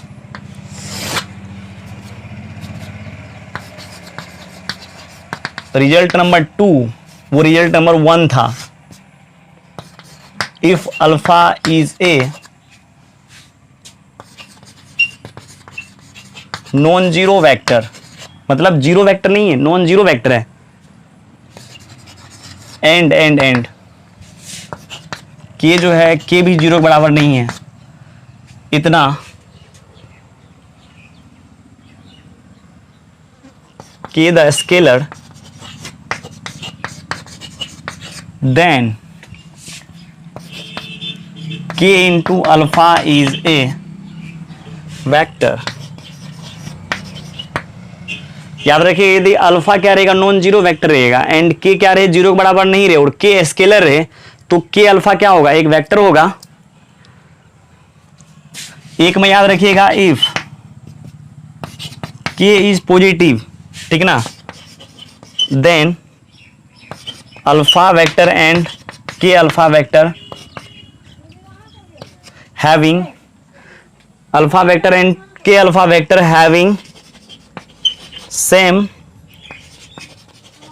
इन डायरेक्शन, है ना, सेम इन डायरेक्शन। समझ में आया क्या?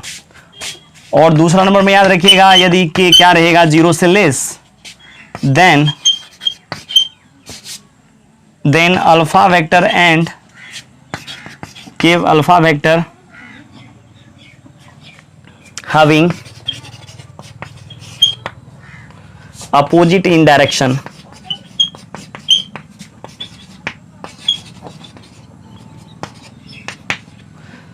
ठीक है ना, तो याद रखिएगा इस बात को, और ये इतना इंपॉर्टेंट है ना, मतलब आपको अभी महसूस नहीं होगा जब आप क्वेश्चन बना लेंगे वेक्टर का। ये सब क्या कहते हैं, काफी मतलब मोस्ट इंपॉर्टेंट रिजल्ट्स में से समझिए। बहुत सारे स्टूडेंट को पता नहीं रहता है, क्वेश्चन उसको टफ लगने लगता है, ठीक ना। यही चीज मेन है वेक्टर को सीखने का। यदि किसी वेक्टर में एग्जांपल के थ्रू हम आपको देखिए कैसे सिखा रहे हैं, यदि किसी वेक्टर में कोई स्केलर से हम मल्टीप्लाई करते हैं तो क्या आता है, वेक्टर ही आता है। लेकिन यदि स्केलर 0 से ग्रेटर रहेगा तो उस वेक्टर जो ये अल्फा वेक्टर है और क्या के अल्फा वेक्टर का डायरेक्शन हो जाएगा सेम, और यदि के क्या रहेगा 0 से लेस रहेगा तो दोनों का डायरेक्शन हो जाएगा क्या, अपोजिट। समझ में आ गया होगा शायद। देख लीजिए यहाँ पर, यहाँ देखिए अल्फा में -2 से मल्टीप्लाई किए तो इसका और इसका डायरेक्शन अपोजिट हो गया। अब डायरेक्शन अपोजिट कहने का मतलब क्या, दोनों वेक्टर देखने में लगेगा आपको हमेशा पैरेलल, बट डायरेक्शन में अपोजिट होगा। पैरेलल समझते हैं ना, समानांतर, मतलब दोनों में जो अंतर होना चाहिए, दोनों का जो बीच का जो परपेंडिकुलर डिस्टेंस होना चाहिए वो हमेशा इक्वल होना चाहिए, ठीक है। तब हम बोलेंगे क्या, ये पैरेलल वेक्टर। समझ में आया ये बात। अब ये बात आपको समझ में ऐसे भी आ गया होगा। आगे बढ़ते हैं 3 नंबर पर। अल्फा पता है, 2 अल्फा मेरे को निकालना है। चलिए अल्फा को भी ड्रॉ यहां कर ही देते हैं। अब 2 अल्फा यदि मेरे को निकालना रहेगा तो हम कैसे निकालेंगे, इसी का डबल कर लेंगे ना, इसी वेक्टर का डबल कर लेंगे तो 2 अल्फा मेरे को मिल जाएगा। यही तो है 2 अल्फा वेक्टर। अब आप क्या देखें यहां पर, देख लीजिए यहां पर 2 क्या है, पॉजिटिव है, तो ये वेक्टर और ये वेक्टर का डायरेक्शन क्या हो गया, सेम हो गया। समझ में आया क्या, ये वेक्टर और ये वेक्टर का डायरेक्शन क्या है, यहां पर सेम है। क्लियर है, ये वेक्टर और ये वेक्टर आ गया सेम डायरेक्शन में, बट मैग्नीट्यूड में अलग अलग है, चूंकि इसका ये दुगुना मैग्नीट्यूड का हो गया, बट डायरेक्शन में क्या होगा, सेम होगा। याद रखिएगा किसी वेक्टर में कोई स्केलर से मल्टीप्लाई करते हैं तो वेक्टर ही प्राप्त होता है, और ये वेक्टर और गिवन वेक्टर का डायरेक्शन क्या होगा, सेम आ जाता है। यदि स्केलर पॉजिटिव रहता है और स्केलर यदि नेगेटिव रहेगा, डायरेक्शन क्या हो जाएगा, अपोजिट। क्लियर है। उसके बाद यहां चलिए अब 4 नंबर में, अल्फा आपको गिवन होगा ही, ये दिया हुआ ही रहेगा और दिया हुआ है भी यहां पर। अब मेरे को अल्फा बाय 2 दिखाना है, तो अल्फा बाय 2 कैसे दिखाएंगे, मतलब अल्फा जो वेक्टर है इसका आधा, तभी ना हम अल्फा बाय 2 दिखाएंगे। अल्फा बाय 2 हम कब दिखाएंगे, बता सकते हैं आप मुझे, अल्फा बाय 2 हम कब दिखाएंगे, जब अल्फा खींच लेंगे उसका आधा खींच लेंगे ना, तो अल्फा बाय 2 क्या होगा, इसका आधा होगा, मतलब इतना के बराबर तो होना चाहिए, थोड़ा सा इससे इतना के बराबर होना चाहिए। ये देख लीजिए ये आ जाएगा यहां पर, ये क्या आ गया, वेक्टर अल्फा बाय 2। और इसमें भी इसको आप ऐसे फील कीजिए 1/2 इंटू अल्फा। अब यहां देखिए 1/2 क्या है, पॉजिटिव क्वांटिटी है ना, 1/2 पॉजिटिव क्वांटिटी है। और देख लीजिए यहां पर इसमें एक स्केलर से मल्टीप्लाई लगी, ये भी एक वेक्टर ही है, चाहे वो छोटा वेक्टर हो या बड़ा वेक्टर हो, ठीक है, लेकिन वेक्टर ही तो है ना। तो क्या हो जाएगा, अल्फा और अल्फा बाय 2 का डायरेक्शन क्या आ जाएगा, सेम आ जाएगा। ठीक है, चलिए आगे बढ़ते हैं। ये हो जाएगा 4 नंबर का, नहीं 5 नंबर, 5 नंबर हो जाना चाहिए। चलिए कर देते हैं। अल्फा वेक्टर ये है, वो बड़ा बड़ा दिनों दिन तो बड़ा बड़ा होते जा रहा है। ये अल्फा बाय 2, इसका आधा वेक्टर, और इसमें चलिए इसमें देखिए माइनस अल्फा बाय 2 है, इसका मतलब जैसे ही माइनस से मल्टीप्लाई होगा डायरेक्शन चेंज हो जाएगा, और इसका आधा चल लेना है मेरे को, मैग्नीट्यूड में आधा चाहिए इसका, तो वेक्टर अल्फा बाय 2 हो जाएगा। कोई जरूरी नहीं है कि उसके ऊपर रेकरिंग ही, मतलब एरो ही देना जरूरी है। यदि आप ऐसे भी दे देते हैं तब भी कोई दिक्कत नहीं है, तभी हम लोग वेक्टर से ही बोलेंगे, वेक्टर अल्फा ही बोलेंगे इसको। अब जैसे मान लीजिए अल्फा बाय 3 मेरे को ड्रॉ करना है, अल्फा बाय 3 मेरे को ड्रॉ करना है अभी यहां पर, तो अल्फा बाय 3 कैसे ड्रॉ करेंगे, तो ये है अल्फा, तो अल्फा को क्या करेंगे हम, सबसे पहले 3 पार्ट में डिवाइड कर लेंगे, है ना, 3 पार्ट में, उसी का एक पार्ट क्या होगा, अल्फा बाय 3 होगा, मतलब इतना पार्ट अल्फा बाय 3 होगा। तो इसको चलिए यहां दिखा देते हैं, यही हो जाएगा अल्फा बाय 3, और ये वेक्टर अल्फा यदि है तो, लेकिन यहाँ अल्फा बाय 3 और अल्फा वेक्टर का डायरेक्शन सेम होगा, इसी के पैरेलल ये चलेगा। क्लियर हुआ। इस बात को आपको समझना है बिल्कुल 100% कि ये वेक्टर और ये वेक्टर का डायरेक्शन क्या है, सेम है। यदि आप पॉजिटिव नंबर से मल्टीप्लाई करोगे डायरेक्शन सेम, निगेटिव से मल्टीप्लाई करोगे डायरेक्शन अपोजिट आ जाएगा। चलो आपको अभी ऑप्शन बताना है, ठीक ना, यहाँ पर कौन सा आंसर इसका सही होगा।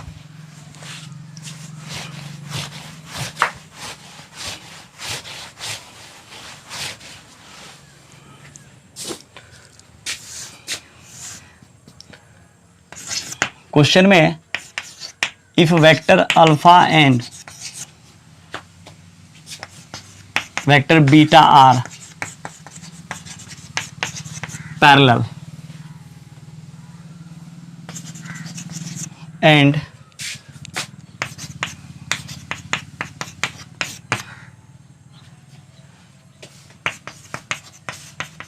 के है scalar quantity, K is a scalar,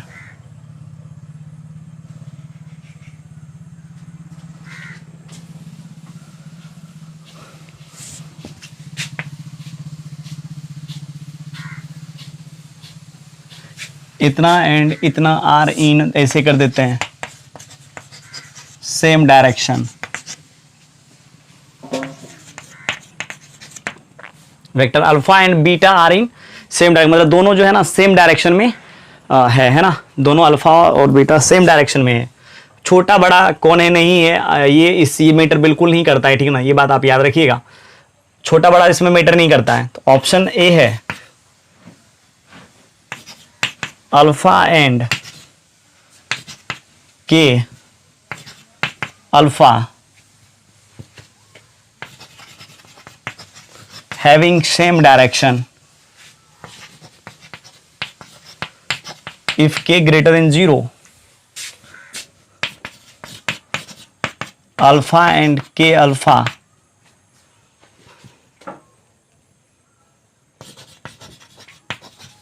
having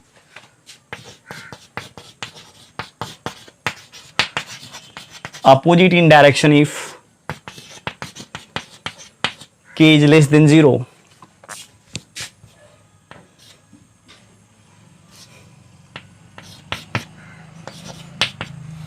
alpha and k beta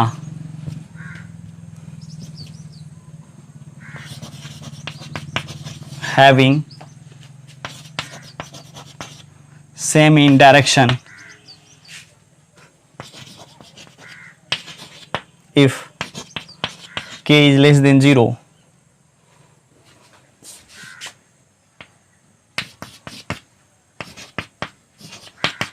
k alpha and beta having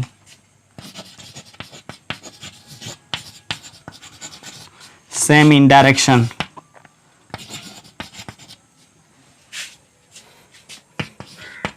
if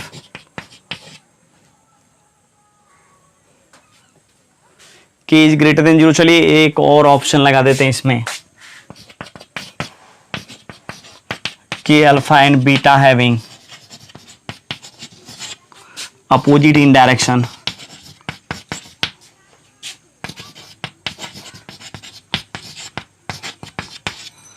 k is less than 0।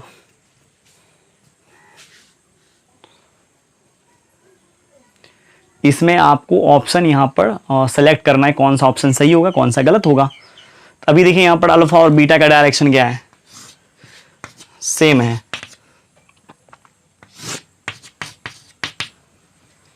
तो याद रखिएगा यदि इसमें कोई स्केलर से मल्टीप्लाई भी कर दे, यदि मान लीजिए के बीटा का वैल्यू निकालेगा या के अल्फा का वैल्यू निकालेगा, तो के अल्फा तो इसके डायरेक्शन में होगा।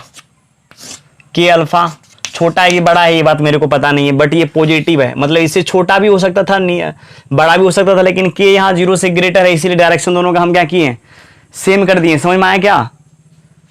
यहाँ पर आपको ये समझना है के जो है 0 से ग्रेटर है, तो ये इससे छोटा भी हो सकता है बड़ा भी हो सकता है, उससे कोई पता नहीं है कि बड़ा है या छोटा है, लेकिन डायरेक्शन तो सेम होगा यदि हम पॉजिटिव नंबर से मल्टीप्लाई करेंगे तो। अब देखिए ये इसके पैरेलल है और ये इसके पैरेलल है, ऑब्वियसली ये क्या होगा, इसके पैरेलल हो जाएगा। तो ऑप्शन ए में क्या कहना चाहता है, alpha and k alpha having same in direction if के 0 से ग्रेटर है ना, के यदि 0 से ग्रेटर रहेगा तो सही में इसका डायरेक्शन क्या आ जाएगा, अपोजिट आ जाएगा इसका और इसका, है ना, मतलब नहीं डायरेक्शन सेम आ जाएगा यदि k 0 से ग्रेटर रहेगा तो। अच्छा यदि k 0 से लेस रहेगा तो क्या आएगा, अपोजिट आ जाएगा, चूंकि जब इसका डायरेक्शन इधर चेंज हो जाएगा, ये इधर और ये इधर, डायरेक्शन तो केवल पूछ रहा है, ठीक है। उसके बाद फिर चलिए कह रहा है क्या, यदि अल्फा एंड बीटा क्या रहे, alpha and beta having same in direction if के लेस देन 0। यदि के बीटा में के से मल्टीप्लाई किया है ना, तो छोटा हो या बड़ा हो लेकिन डायरेक्शन तो अपोजिट हो जाएगा, मान लीजिए के बीटा। अब कह रहा है क्या, अल्फा और के बीटा का डायरेक्शन सेम होगा, अपोजिट होगा या सेम होगा, हैविंग सेम इन डायरेक्शन, यदि के 0 से लेस रहेगा। देख लीजिए क्या, अल्फा और के बीटा का डायरेक्शन तो अपोजिट है ना, यदि के निगेटिव रहेगा तो डायरेक्शन अपोजिट हो जाएगा, मतलब ये ऑप्शन क्या है, गलत है।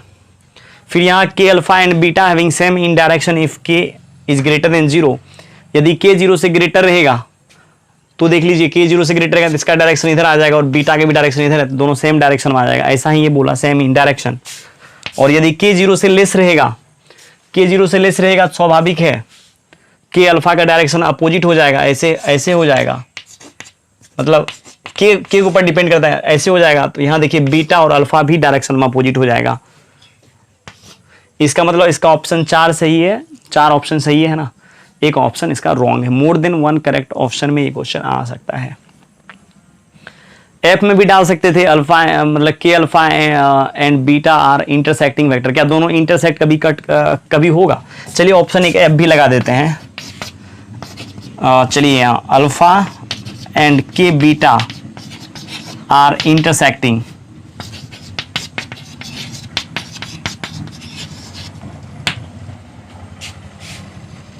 Intersecting if K does not equals to 0। K does not equals to 0 मतलब या नहीं तो हाँ सही में के डज नॉट इक्वल्स टू 0 मतलब के या तो 0 से छोटा रहेगा या 0 से बड़ा रहेगा, दोनों इंटरसेक्ट कर जाएगा। क्या ये सही है।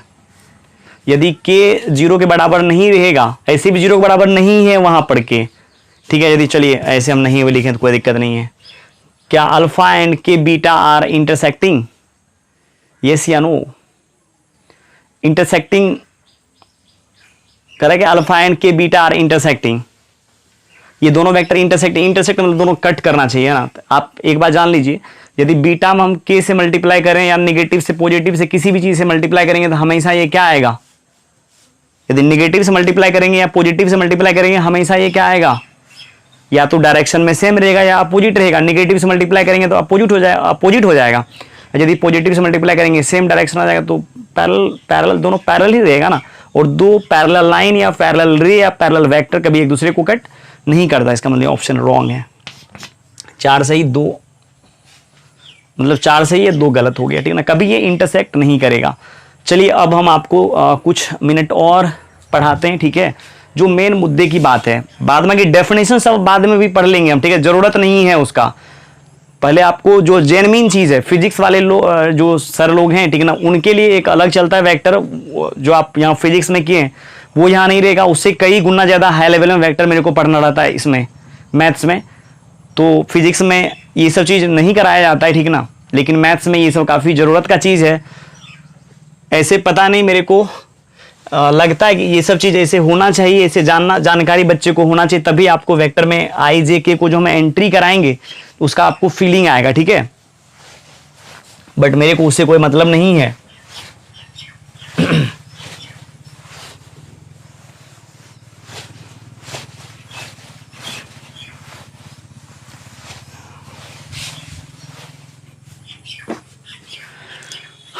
ठीक है ना।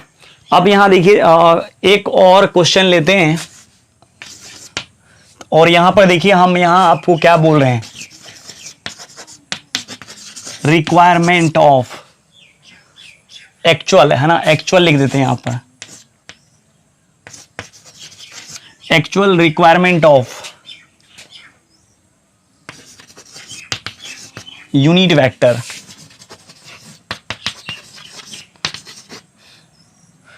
अब आपको जरूरत पड़ेगा यूनिट वेक्टर निकालने का। आप खुद बोलेंगे सर अब यूनिट वेक्टर का एंट्री करने का टाइम आ गया है सर, अब आप यूनिट वेक्टर को एंट्री कर दीजिए, ठीक है। लेकिन पहले अभी हम ऐसे थोड़ी नहीं कर सकते हैं कि ये यूनिट वेक्टर है, इसका मैग्नीट्यूड ये है, वो है, नहीं है ना। मतलब अभी तो हम नहीं कर सकते ना, पहले आपको उसका जरूरत पड़ेगा, महसूस होगा, उसके बाद फिर हम क्या करेंगे, आपको बताएंगे यूनिट वेक्टर का। अब जैसे यहां देखिए कह रहा है क्या, इफ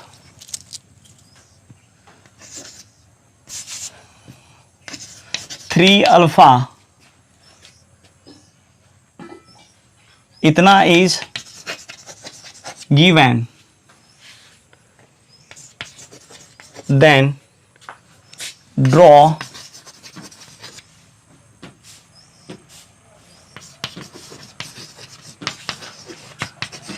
the following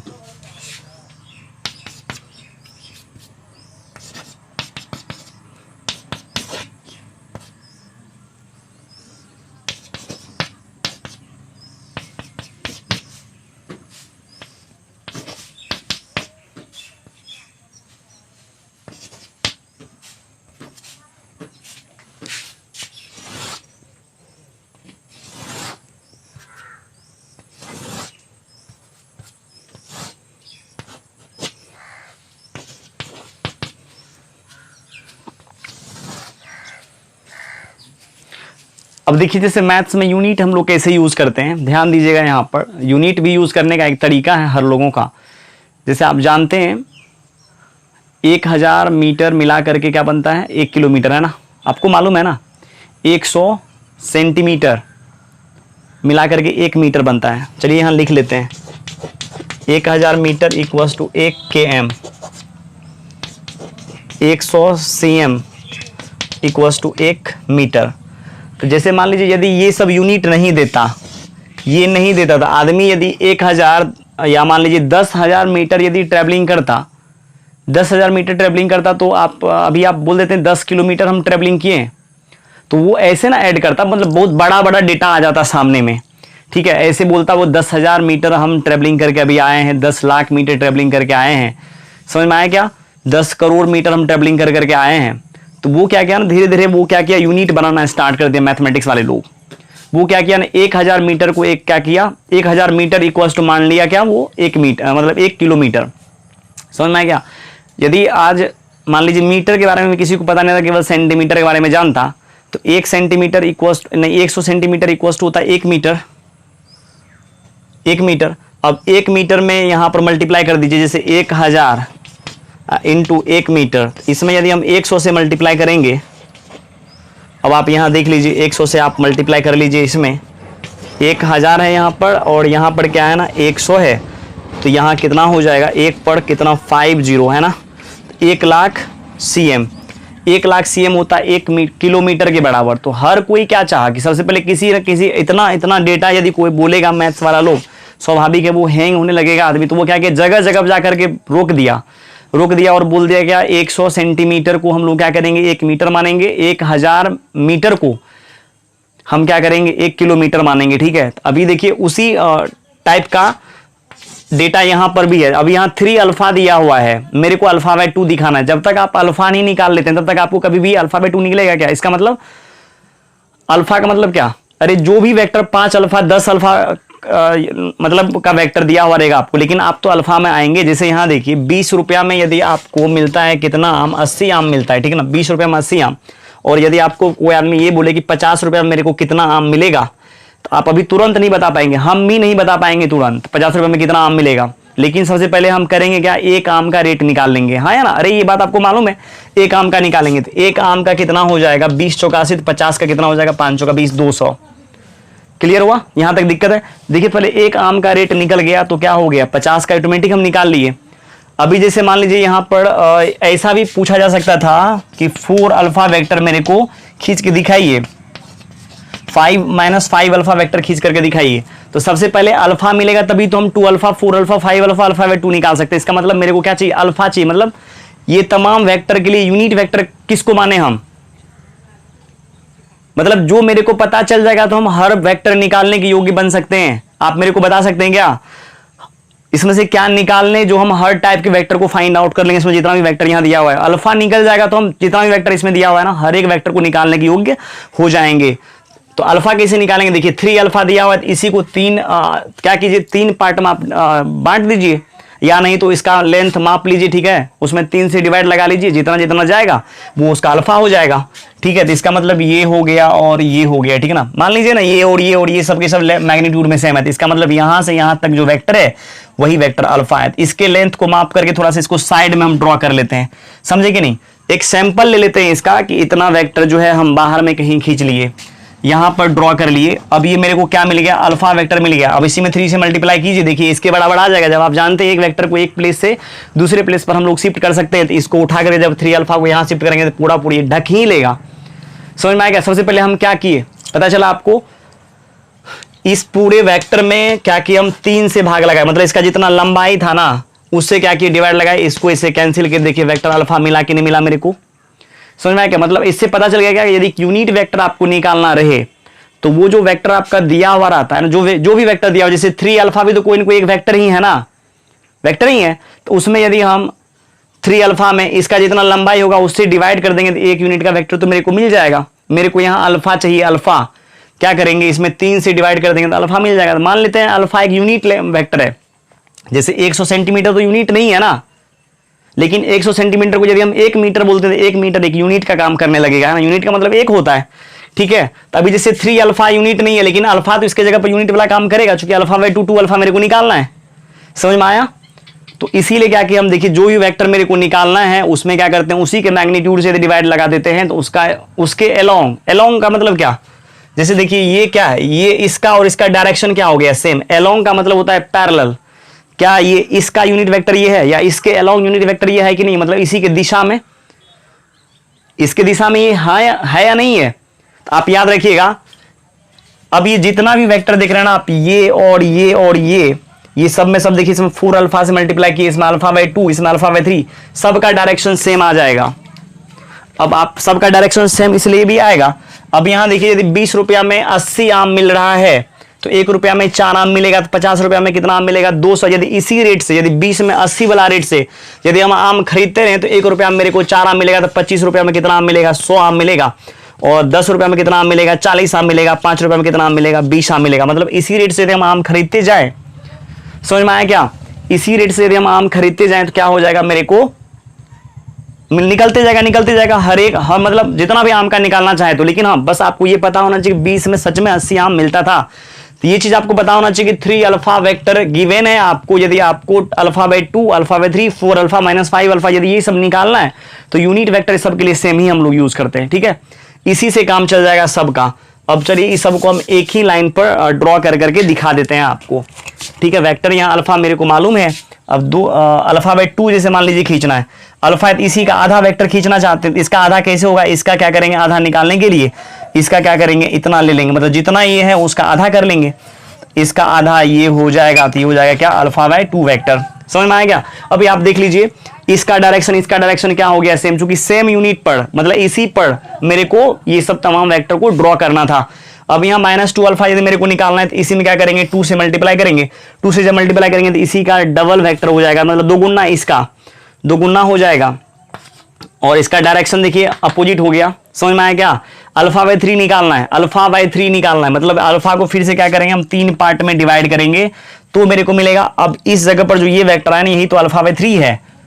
ये कितना नंबर का आ गया जी, 2 नंबर है ना, 3 नंबर में। चलिए अल्फा बाय 3 रहेगा तो जितना अल्फा है उससे इतना ना आ जाएगा, ये इतना आ जाएगा, लेकिन सबका डायरेक्शन देखिए ये अल्फा बाय 3 आ गया।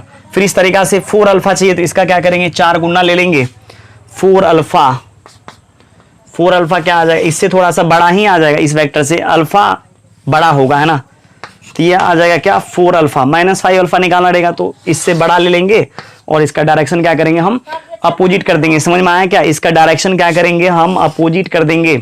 यहां तक कोई दिक्कत तो नहीं ना आ रही है आपको, समझ में आया क्या, यहां तक बिल्कुल भी दिक्कत नहीं आ रही है, क्लियर है। एक चीज और यहां पर आपको ध्यान में रखना है, वो क्या देख लीजिए, यदि हम इसी रेट से यदि पूरी वेक्टर यदि निकालते नहीं तो सब का सब क्या आ जाएगा, सबके सब पैरेलल आ रहा है या नहीं आ रहा है। आप याद रखिएगा इस वेक्टर के अलोंग जितना भी वेक्टर हम खींचेंगे, ठीक ना, सबके सब यदि इस रेट पर वेक्टर निकालते हैं, इसी के रेट से निकाल रहे हैं ना, alpha by 2, alpha by 3, alpha by 4, 4 alpha by 5, जो भी वेक्टर है सबके सब इसी के रेट से निकाला गया, सबके सब देखिए पैरेलल आ गया या नहीं। तो याद रखिएगा अल्फा बाय 2 ये सबके सब क्या है, सबके सब पैरेलल वेक्टर है और सबका यूनिट वेक्टर क्या है, अल्फा है। ऐसा हम मान के चलेंगे, क्योंकि जब आप जानते हैं 20 रुपया में 80 आम मिलता है तो 1 रुपया में 4 आम मिलेगा, तो इस रेट से ही तो हम आम खरीदते रहे। तो 5 में मेरे को 20 मिलेगा, 10 में 40 मिलेगा, 25 में 100 मिलेगा, 50 में 200 मिलेगा। यदि 3 अल्फा इतना है तो अल्फा ये है, तो अल्फा बाय 2 ये होगा, -2 अल्फा ये होगा, अल्फा बाय 3 ये आ जाएगा, ठीक है ना, 4 अल्फा ये आ जाएगा, -5 अल्फा ये आ जाएगा। सबके सब एक दूसरे का पैरेलल होता है। समझ में आया या नहीं आया? अब हम इसके बाद कल हम यूनिट वेक्टर के ऊपर डिस्कशन करेंगे आपके बीच, और हो सकता है शायद हम इस टाइप का क्वेश्चन एक ले करके निकलें ताकि आपको और भी अच्छे से फील आए वेक्टर। चलिए स्टूडेंट्स, आज कहानी को यहीं खत्म करते हैं। जितना भी वेक्टर के बारे में आपको जानना है और जानना आगे रहेगा, ठीक है, ये दो लेक्चर जो स्टार्टिंग का है, ठीक है, वो आप एकदम पूरा कंप्लीटली देखिए। क्वेश्चन तो अभी कुछ भी नहीं कर पाए हम, लेकिन ये 2 लेक्चर करने के बाद आपका दिमाग ऑटोमेटिक जो है काफी मैच्योर्ड हो जाएगा और अच्छे लेवल पर आप वेक्टर सीख सकते हैं, समझ सकते हैं, ठीक है। चाहे वो फिजिक्स का वेक्टर हो या मैथ्स का वेक्टर हो, हर वेक्टर आपका अच्छे से ही कंप्लीट होगा। चलिए, थैंक यू, बाय बाय।